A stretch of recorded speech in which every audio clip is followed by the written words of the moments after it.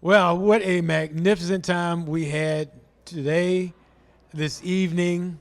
It was a long but strong event, and I am flanked by two magnificent ladies, spearheaded by the one on the right who raised the one on my left, so that they are both awesome people, awesome human beings.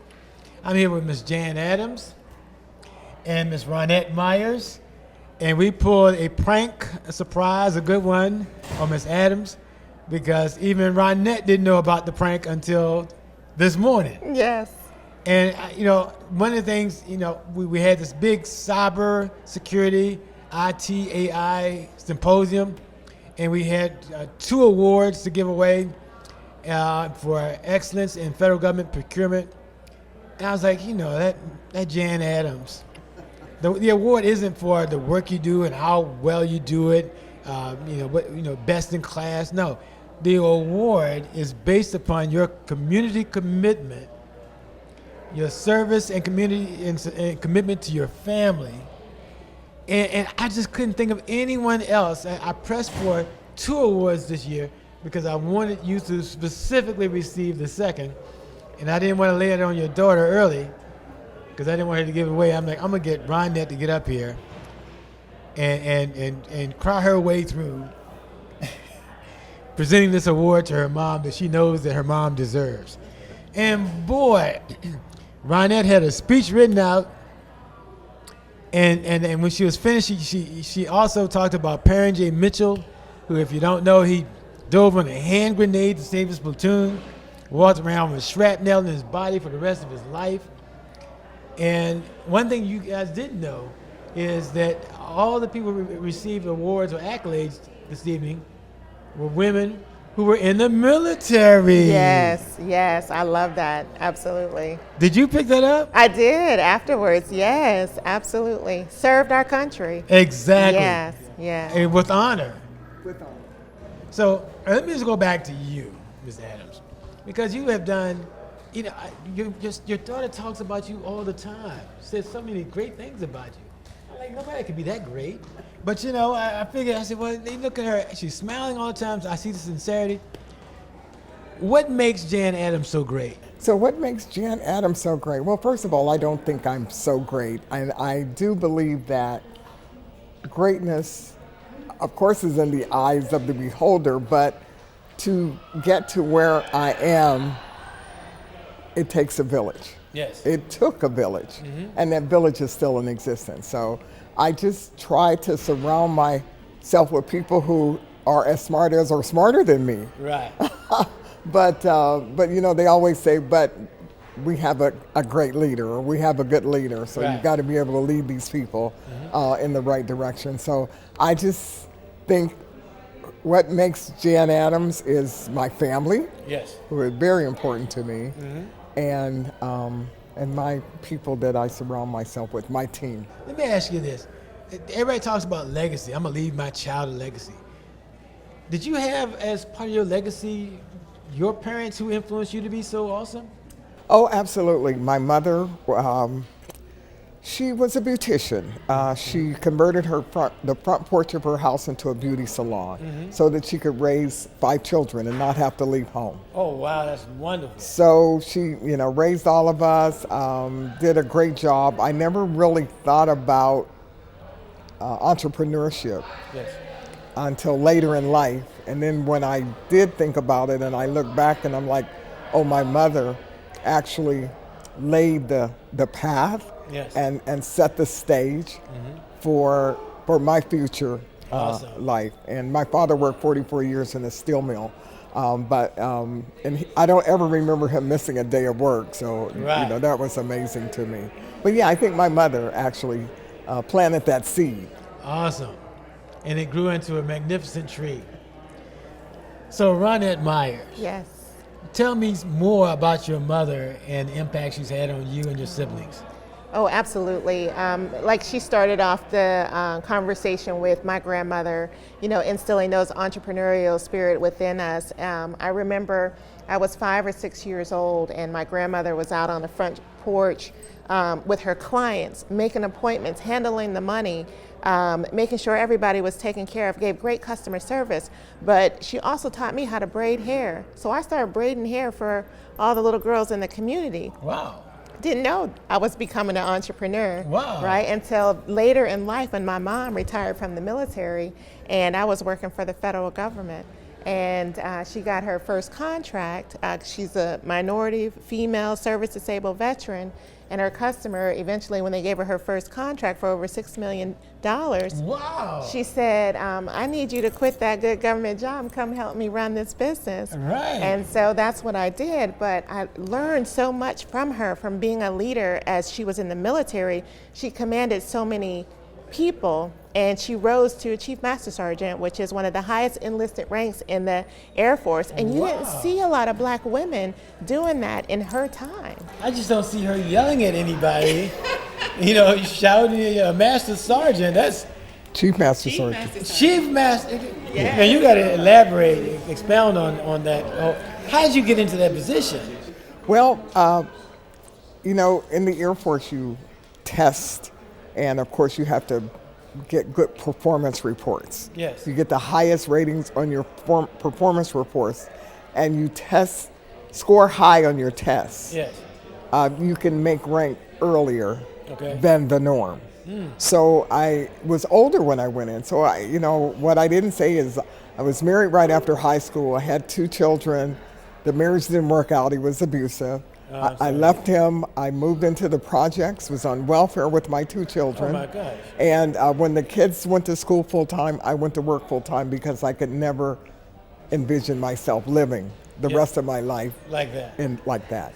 So then eventually I worked for General Motors, General Electric, and General Motors every year they changed the line for the new cars, so you had to get laid off for a while. And I just really wanted to get out of the town. Yes. So in order to do that, I needed somewhere to go where I could take my kids and have medical benefits, benefits for them. So I looked at the military. So when the Air Force, I looked at the Air Force, I was 27. The Air Force says, unless someone adopts your children, you can't come in. Oh my gosh. So I wasn't going to do that. Yes. So someone sued them, and I didn't know that until recently. And so what they opened up a window where you could just have someone establish guardianship. Okay. Until you got to your first duty station. Oh, wow. My mother was the guardian. I went in at 27, went to my training, and got to my first duty station. I had to have someone sign an agreement saying that if I had to deploy, that they would get my kids back to my mom. And so I never had to deploy. They went to Germany with me. They both graduated high school in Germany. They came back to America, did their career thing, and I went on and finished my career in the military. I am so happy that we're doing this interview. I didn't know any of this, and it gives me even more respect for you, that you care so much about them having medical benefits, and that's one of the main reasons why you went to work in the military, and that you survived living in the projects. I did, yes. What was your experience like, Ronnette, when all of this was happening?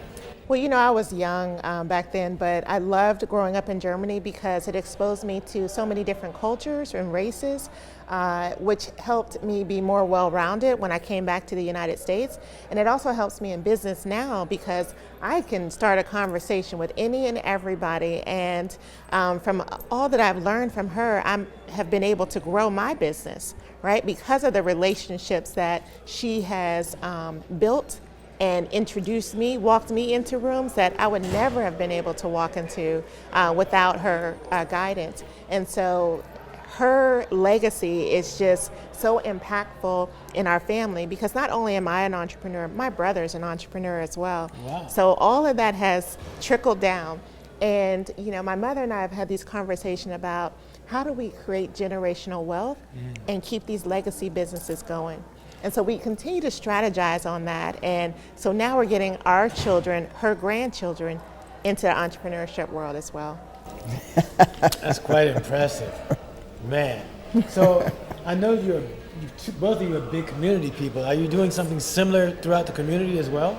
Yeah, absolutely. So JMA Solutions and my recently acquired company are both part of the DC Adopt a School program.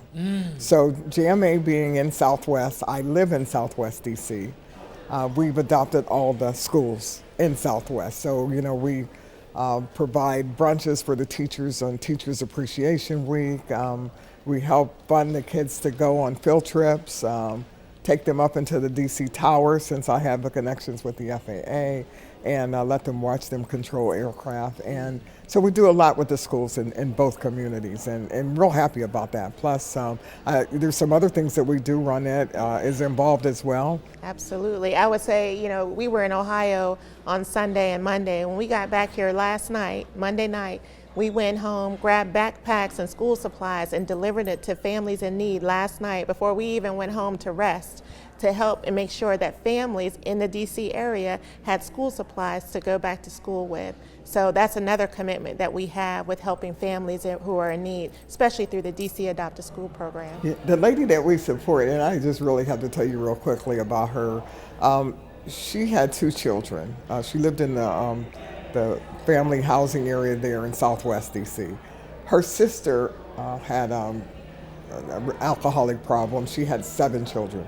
Her sister passed away. So this lady took her sister's 7 kids, and she has 9 kids. So since 2012, we've been, you know, getting them backpacks and school supplies.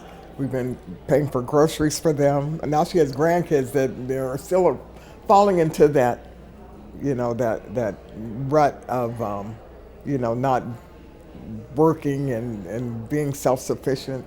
And but we take care of them. Once we had a holiday party at the MGM, and I had a driver to pick her up, take her to Macy's, get her dressed up, got her hair done, Makeup. and the mayor even came, and she took a picture with the mayor, you know, just to get her out and to do some other things. So that was really a lot of fun. She remembers that to this day. So we take care of her. You know, Christmas, awesome. we make sure the kids have Christmas She will clothes. never forget you. Those Yeah, kids.